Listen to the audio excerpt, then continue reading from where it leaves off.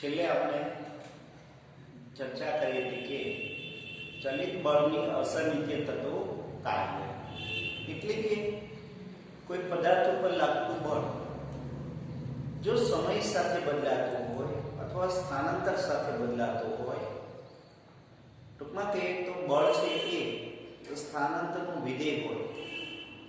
સ્થાન બદલાય તે બળ બદલાય. દાખલા તરીકે આપણે જો એ વાત કરીએ તો કહી શકીએ કે પદાર્થ પર લાગતું ઘર્ષણ બળ એ મુસાફરી દરમિયાન દરેક તબક્કે દરેક બિંદુએ સમાન લાગતું નથી. અલગ અલગ રસ્તાઓ ઉપર ઘર્ષણ બળ અલગ અલગ હોય. તો એ બળ જે છે ઘર્ષણ બળ એ અંતરનો વિધેય થયું કહેવાય. તો આવી રીતે જો બળ ચલિત બળ હોય અને એ પદાર્થ ઉપર લાગતું હોય ત્યારે એમના દ્વારા થતું કાર્ય કઈ રીતે કેલ્ક્યુલેટ કરવું? તો એમના દ્વારા થતું કાર્ય જો કેલ્ક્યુલેટ કરવા માટે આપણે જોયું હતું એ પ્રમાણે ચલિત બળ વડે થતું કાર્ય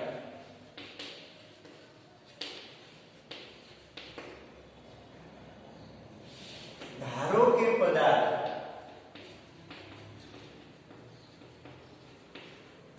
એક પરિમાણમાં ગતિ કરે છે,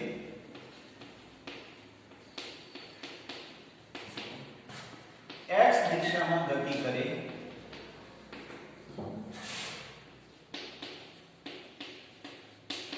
ત્યારે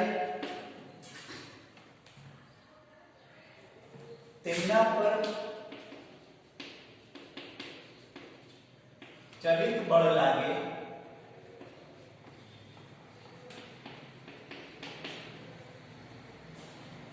ત્યારે જો આપણે કાર્ય મેળવવું હોય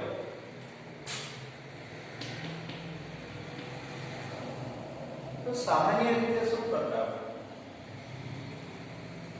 કે W is equal to F into delta x.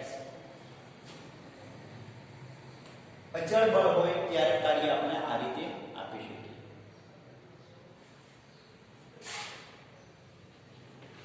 અહીં ધારો કે આપણે આ ડેલ્ટા x સૂક્ષ્મ લઈએ, સ્થાનાંતર સૂક્ષ્મ લઈએ. દાખલા તરીકે આપણે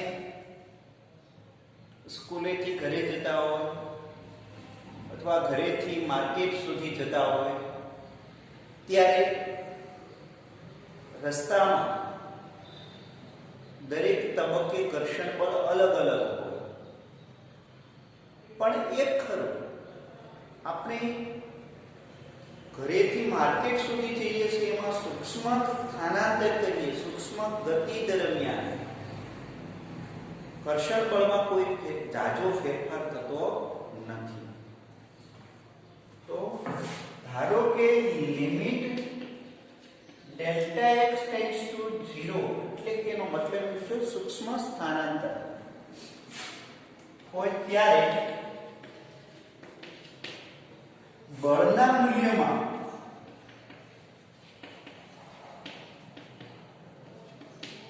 કોઈ ખાસ ફેરફાર થતો નથી.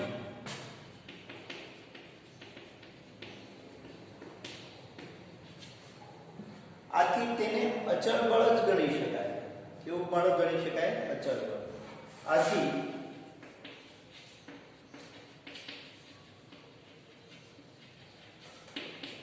અને આપણે ડેલ્ટા W કહીએ.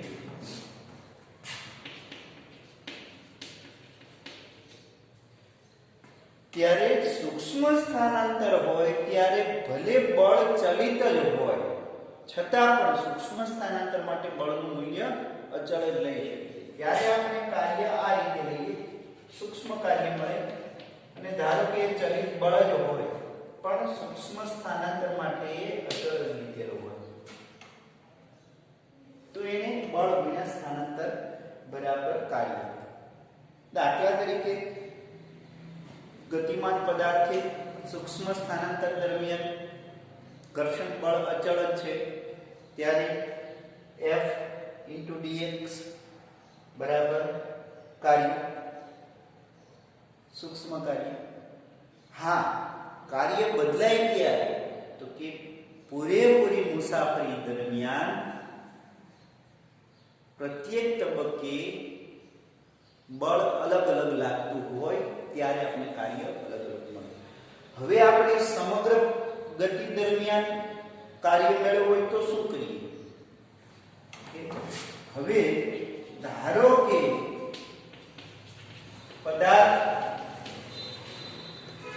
xi થી xf બિંદુ સુધી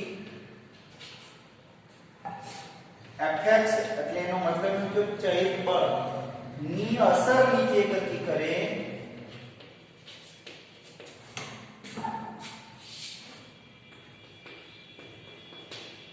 ત્યારે કાર્ય આપણે આપેલ સમીકરણના સંકલન વડે આપી શકાય. ત્યારે કાર્ય dw 0 થી w સુધી કાર્ય થાય અને ઇન્ટિગ્રેશન આપણે fx dx xi થી xf આવી રીતે આપી શકાય સંકલન સ્વરૂપે. કે બળનું સ્થાનની સાપેક્ષે સંકલન લઈએ તો કાર્ય આપણને મળે કુલ. તો ચલિત બળ વડે થતું કાર્ય મેળવવા માટે આપણે સંકલન લેવું પડે. બળનું સ્થાનની સાપેક્ષે સંકલન એટલે આપણને મળશે કુલ કાર્ય W. તો W બરાબર ઇન્ટિગ્રેશન s5 થી xf x dx. તો આ એક અગત્યનું સમીકરણ આપણને મળશે વિદ્યાર્થી. ત્યારબાદ આપણે એક અગત્યની બીજી એક અગત્યના બીજા પરિણામ તરફ જઈએ જે ખૂબ જ ઉપયોગી છે. આગળ ઉપર વિકલ્પમાં અને દાખલા ગણવા માટે અગત્યના પરિણામ તરફ જઈએ તો એ પરિણામ આ રીતનું છે વિદ્યાર્થી મિત્રો.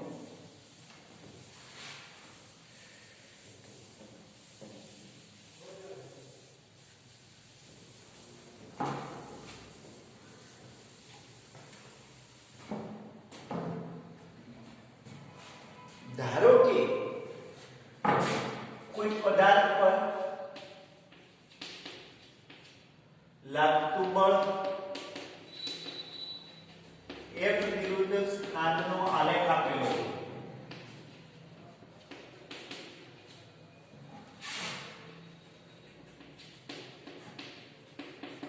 ત્યારે કાર્ય કઈ રીતે ગણવું?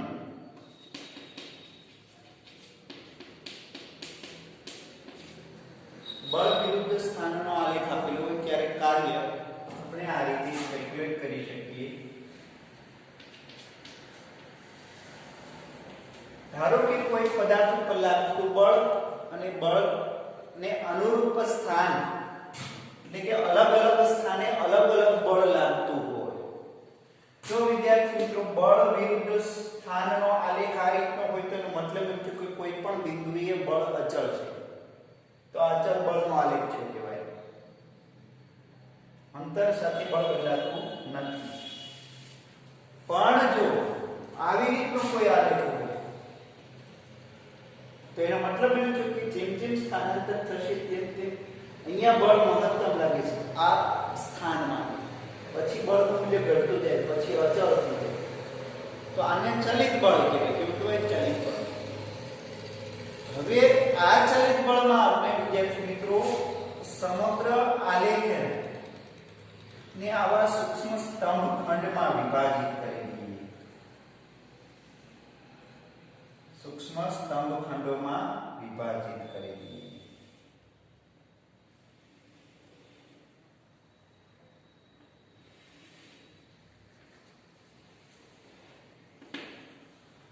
તો એમાંથી એક સ્તંભ ખંડ ધ્યાનમાં લઈએ. આ સૂક્ષ્મ સ્તંભ ખંડ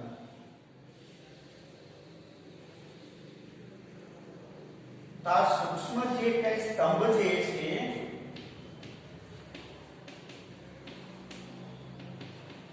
અથવા એને કહીએ પટ્ટી,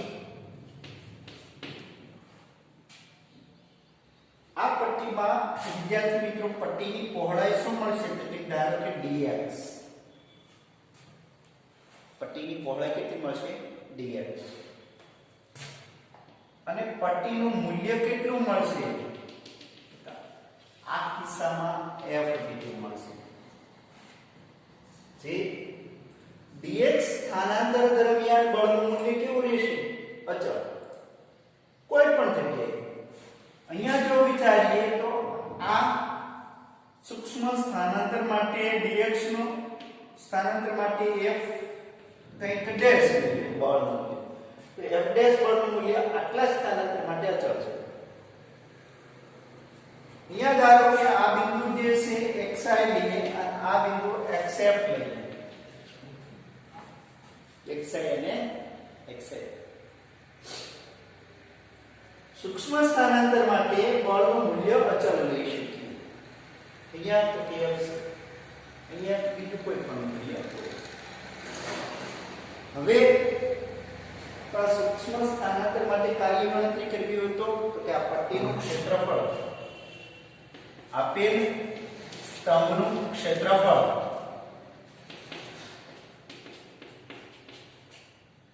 એને આપણે a1 કહીએ, આપેલ સ્તંભનું ક્ષેત્રફળ ખાલી a કહીએ તો કઈ રીતે આપણે કે લંબાઈ ગુણ્યા પહોળાઈ, લંબાઈ ગુણ્યા પહોળાઈ f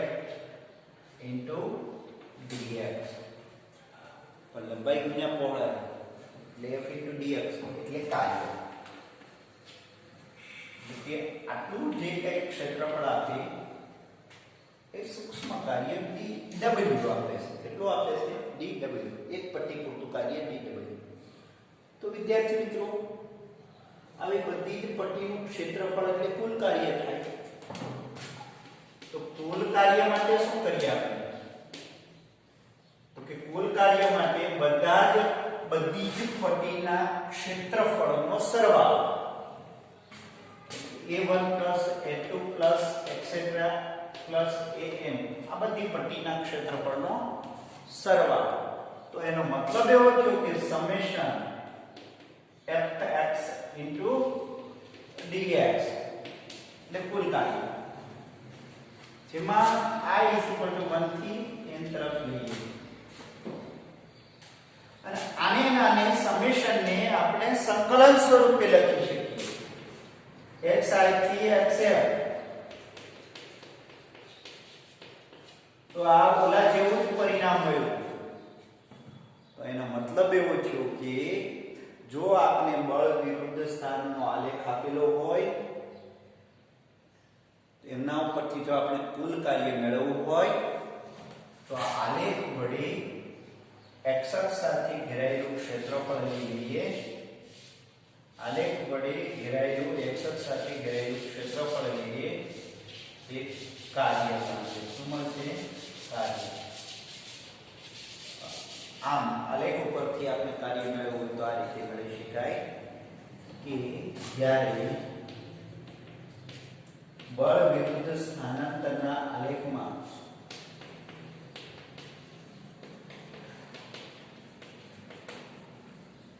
આલેખ વડે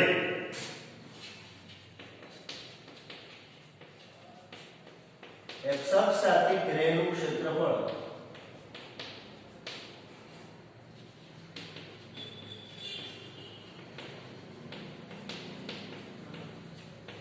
એ બળ વડે થતું કાર્ય મળે.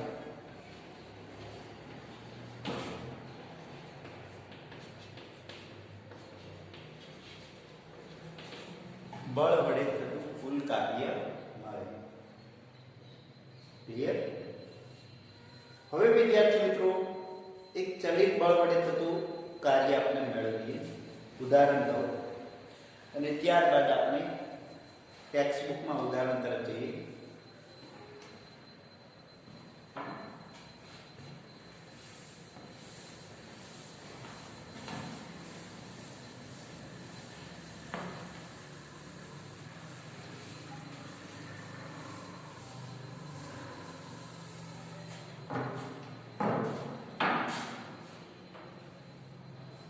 એક્ઝામ્પલ લઈએ. ધારો કે કોઈ એક પદાર્થ પર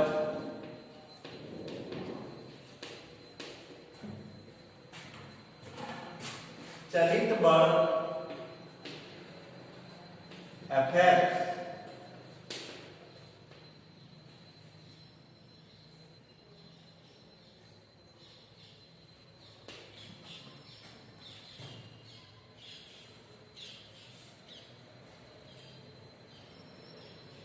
प्लस fx वर्ग प्लस 4x वर्ग प्लस 3x प्लस 5 આ પ્રમાણે બળ લાગે છે.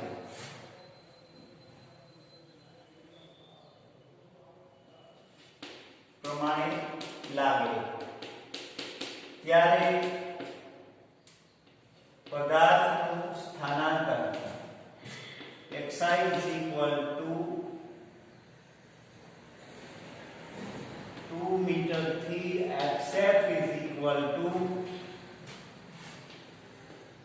થતું હોય તો એટલે કે આ બળની અસર નીચે આટલું સ્થાનાંતર થાય છે ત્યારે કાર્ય મેળવો.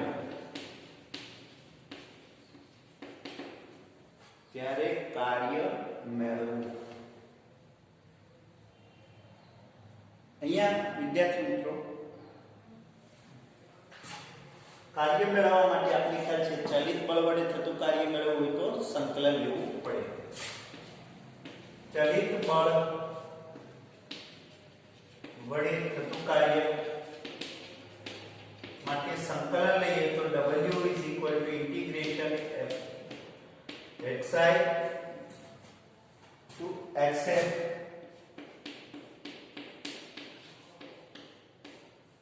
fx into dx. એટલે એનો મતલબ છે કે બળનું સ્થાનની સાપેક્ષે સંકલન xi 2 મીટર xf 4 મીટર 2 થી 4 fx માટે લઈએ તો 4x² + 3x + 5.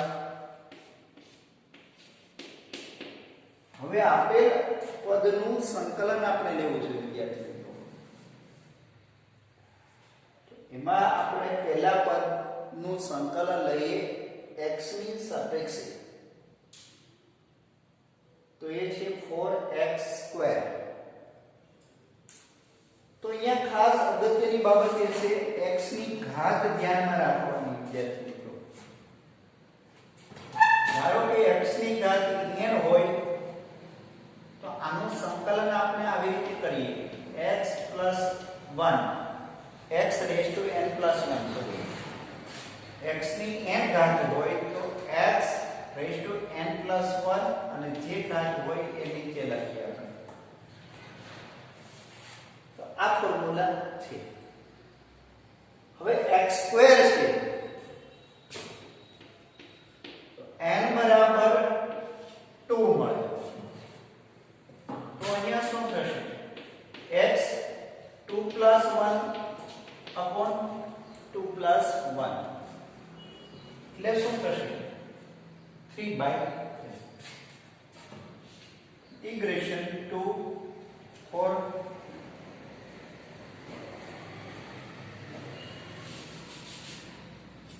આનું સંકલન આપણે લઈએ 4x³ upon cube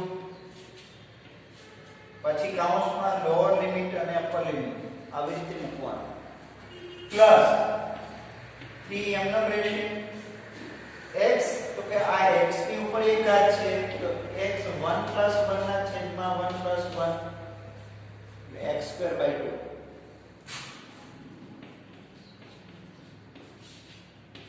પ્લસ 5 પાસે x નથી તો એનું સંકલન x થશે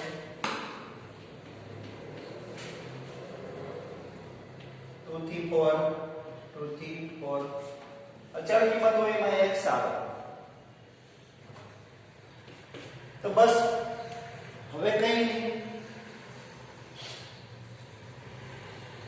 અહીંયા 3 બાર લઈ શકીએ ને 4/3 x એટલે કે 4 નો ઘન માઈનસ 2 નો ઘન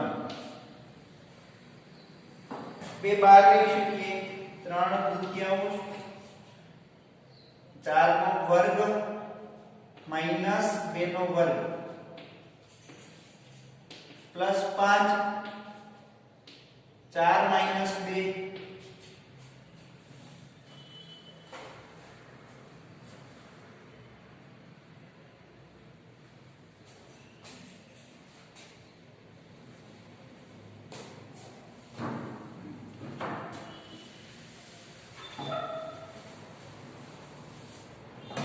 આપણે આને આવી રીતે લખીએ 4/3 એક 4 નો ઘન માઈનસ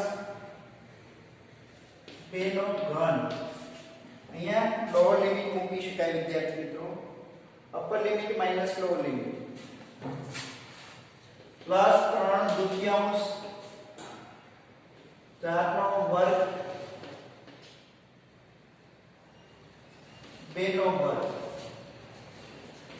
5 4 માઈનસ 2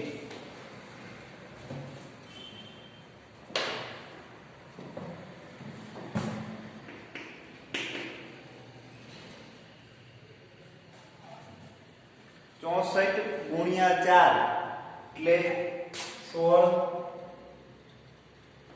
256 માઈનસ 2 નો ઘન 8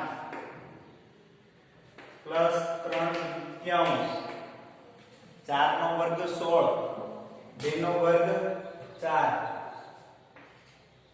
16 માઈનસ 4 5 4 માઈનસ 2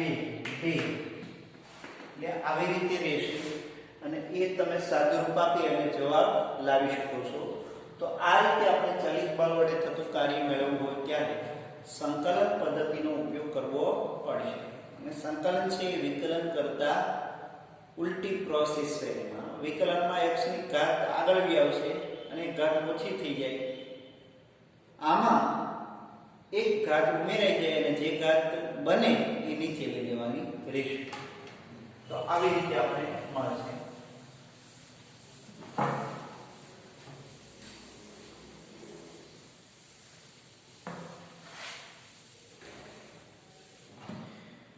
ત્યારબાદ ટેક્સ્ટ બુકમાં આપણે ઉદાહરણ તરફ જઈએ તો ઉદાહરણમાં 6.5 તરફ જઈએ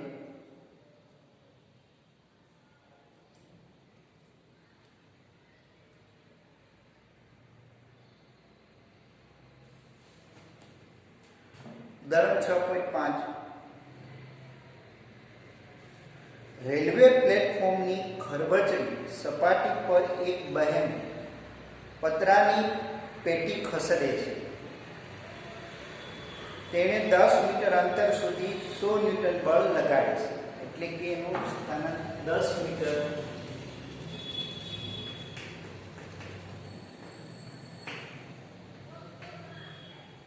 પહેલું સ્થાનાંતર 10 મીટર ત્યારે લાગુ પાડવામાં આવતું બળ F 100 ન્યૂટન ત્યારબાદ થાકની માત્રા વધતા તેમણે લગાડેલ બળ રેખીય રીતે ઘટીને 50 ન્યૂટન થાય છે એટલે 100 થી 50 થઈ જાય છે રેખીય રીતે ત્યારે પતરાની પેટીએ કાપેલું કુલ અંતર 20 મીટર છે બહેને બળ અને 50 મીટર જેટલા ઘર્ષણ બળ સ્થાનાંતર દર્શાવતો આલેખ દોરો બંને બળો વડે 20 મીટર અંતર સુધી થતું કાર્ય શોધો અહીંયા આપણે એમ કહીશું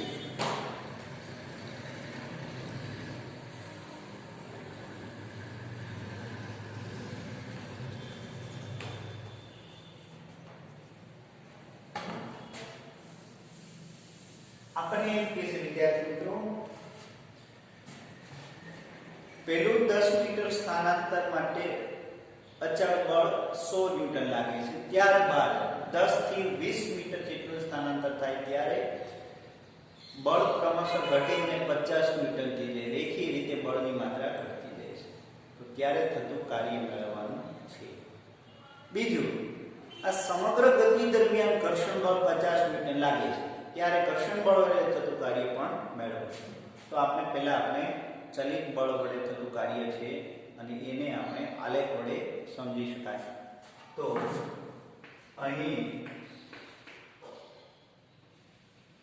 બળ વિરુદ્ધ સ્થાનાંતરનો આલેખ દોરતા વિદ્યાર્થી મિત્રો બળ વિરુદ્ધ સ્થાનાંતરનો આલેખ દોરીએ તો સ્થાનાંતર અને બળ એમાં સ્થાનાંતર ધારો કે અહીંયા 10 મીટર છે અને અહીંયા 20 મીટર છે અને અહીંયા 0.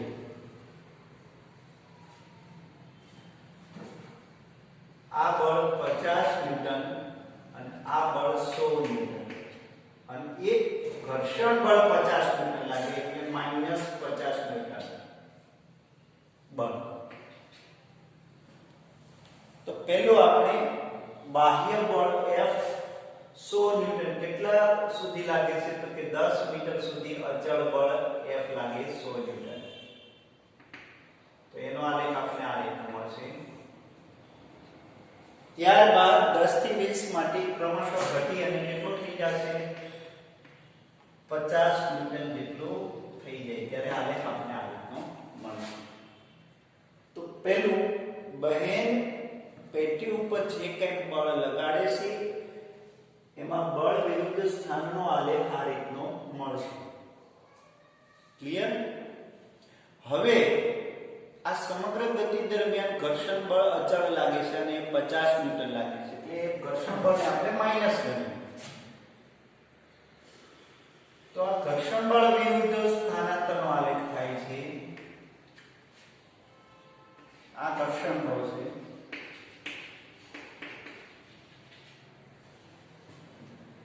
તો પહેલું બહેન દ્વારા થતું કાર્ય.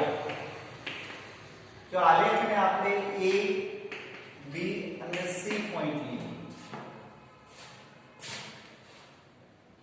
W બરાબર આલેખ વડે ઘેરાયેલું ક્ષેત્રફળ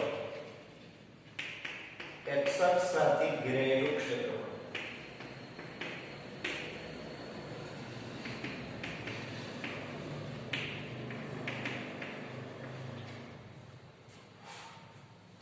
આપણે વિદ્યાર્થી મિત્રો આવી રીતે લઈએ તો અહીં D લઈએ અને પછી એક આ ક્ષેત્રફળ થશે પેલું આ. હવે આ ક્ષેત્રફળમાં આપણે આ રીતે લઈએ વિદ્યાર્થી તો એક ત્રિકોણ બનશે અને એક લંબચોરસ બનશે. ક્લિયર? તો પેલું એક આ લંબચોરસ OE લંબચોરસ OEDT નું ક્ષેત્રફળ વત્તા અહીંયા આપણે કંઈક બીજું રિમાર્ક આપી દઈએ તો ત્રિકોણ BEC નું ક્ષેત્રફળ વત્તા એક લંબચોરસ આ મળશે.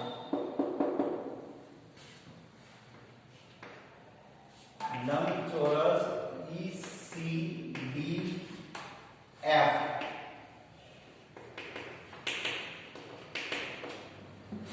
તો પેલું લંબચોરસ OABD નું ક્ષેત્રફળ.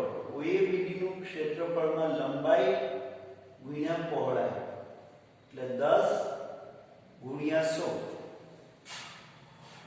1000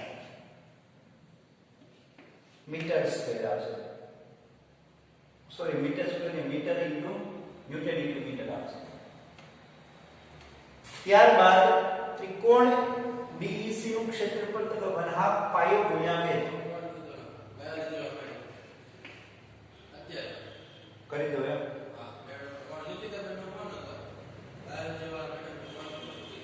હા કરી 1/2 પાયો ગુણ્યા વેધ. પાયો છે 10 વેદ કેટલો થશે 50 10 ગુણ્યા વેદ 50 વત્તા આ લંબચોરસ ક્ષેત્રફળ લઈએ તો 10 ગુણ્યા 50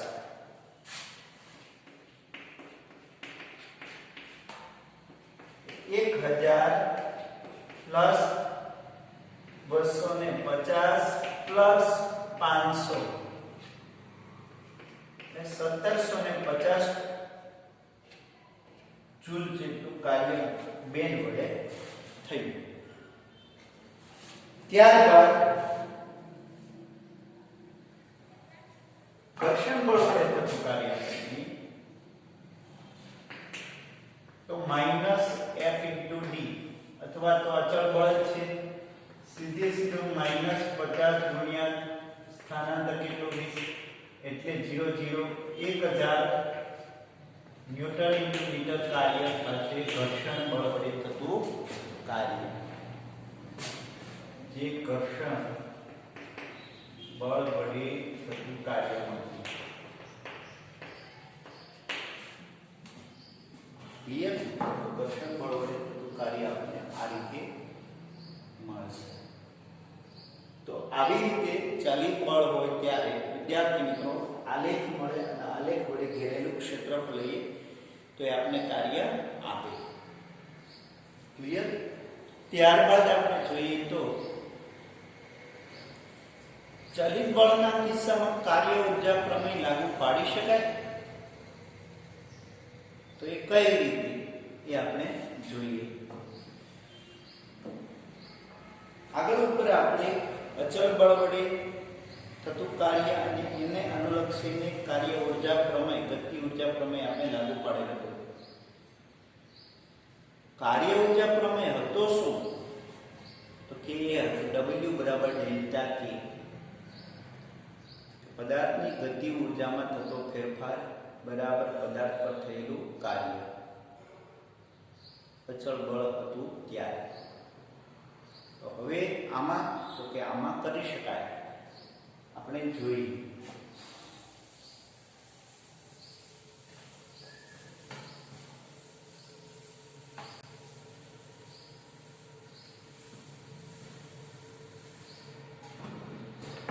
નેક્સ્ટ પ્રશ્ન આપણે છે ચલિત બળ વડે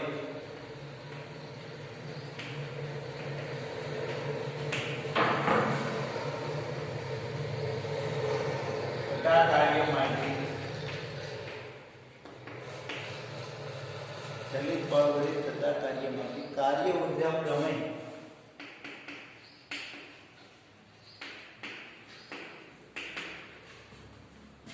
લાગુ પાડી શકાય. કાર્ય ઊર્જા પ્રમેય તો કાર્ય ઊર્જા પ્રમેયમાં ધારો કે પદાર્થની ગતિ ઊર્જા આપણે K લઈએ.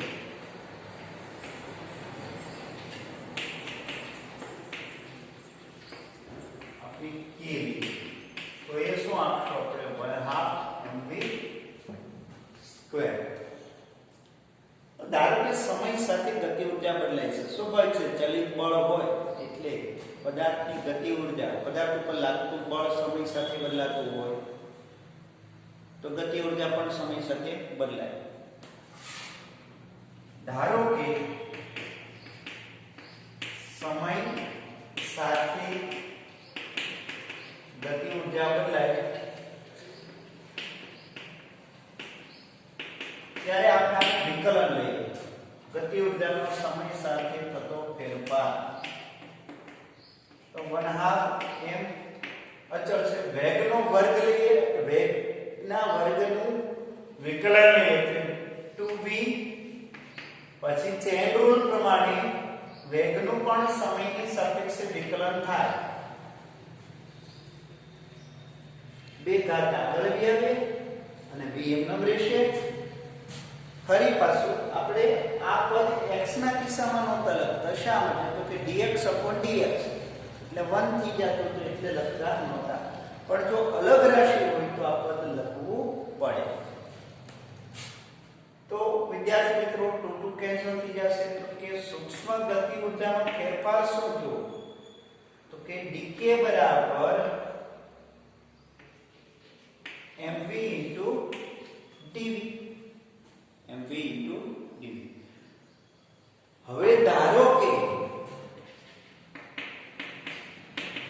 પદાર્થનો વેગ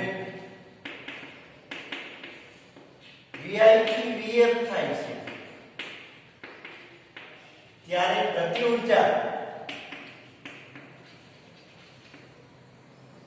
શું મળશે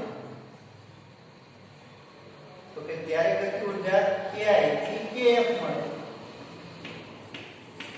કે આપેલ સમીકરણનું આપણે સંકલન લઈએ શું લઈએ સંકલન લઈએ તો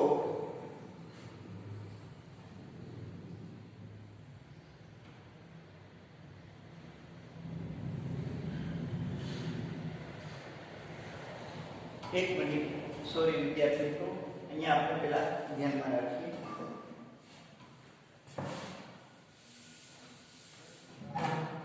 અહીંયા શું થશે તો કે 2 2 કેન્સલ થઈ જશે m v હવે dv dt એટલે પ્રવેગ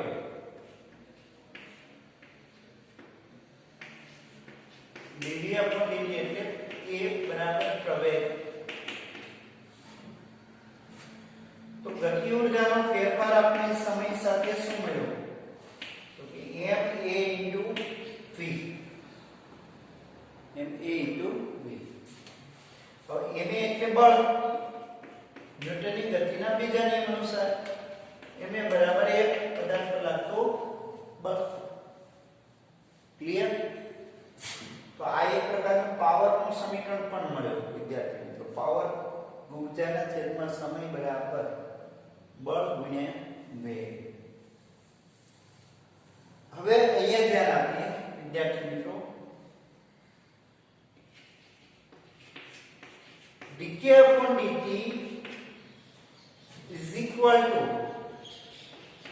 f હવે વેગને આપણે આવી રીતે આપી શકીએ સ્થાનનું સમયની સાપેક્ષે વિકલન એટલે વેગ મળે સ્થાનાંતરનું સમયની સાપેક્ષે વિકલન એટલે વેગ મળે તો બંને બાજુ સમય કેન્સલ કરી નાખીએ તો આપણને મળશે dk f df dk f df clear હવે આનું આપણે સ્થાનનું xi થી xf સ્થાનાંતર કરીએ સંકલન દ્વારા તો અહીંયા ki થી kf મળશે तो संकलन ki થી kf dk f xi થી xf dx અહીંયા મળશે સંકલન સ્વરૂપે k અને k માં upper limit minus lower limit f xf xi તો આની કહેવાય delta k f delta x तो આ થઈ ગયું કાર્ય તો એનો મતલબ એવો છે કે ચલિત બળ હોય કે અચળ બળ હોય ત્યારે મળતું કાર્ય એ ગતિ ઊર્જાના ફેરફાર જેટલું હોય ક્લિયર જો બાહ્ય બળ બીજું ગેરહાજર હોય ત્યારે એટલે કે એનો મતલબ એમ છે કે ગતિને લાગતું બળ સિવાયનું બાહ્ય બળ ગેરહાજર હોય ત્યારે દાખલા તરીકે આપણે વિદ્યાર્થી મિત્રો કોઈ પણ બાઇક ચલાવતા હોય ત્યારે બાહ્ય બળ તો લગાડીએ છીએ પણ સાથે સાથે રસ્તા વડે પદાર્થો પર લાગતું ઘર્ષણ બળ હોય ને ત્યારે એ કિસ્સામાં કાર્ય ઊર્જા પ્રમેય લાગુ પાડી શકાય નહીં માત્ર ને માત્ર એકલું જે કંઈ આપણે બળ લગાડીએ એ સિવાયનું બીજું કોઈ બળ લાગવું જોઈએ નહીં તો ત્યારે આપણે કાર્ય ઊર્જા પાવર પ્રમેય આ રીતે લાગુ પાડી શકાય પછી એ બળ ચલિત હોય કે અચળ હોય ક્લિયર તો આ રીતે આપણે ચલિત બળ હોય ત્યારે પણ કાર્ય ઊર્જા પ્રમેય મેળવી શકાય છે એને અનુલક્ષીને ઉદાહરણ 6.6 છે વિદ્યાર્થી મિત્રો તો એ આપણે જોઈએ 6.6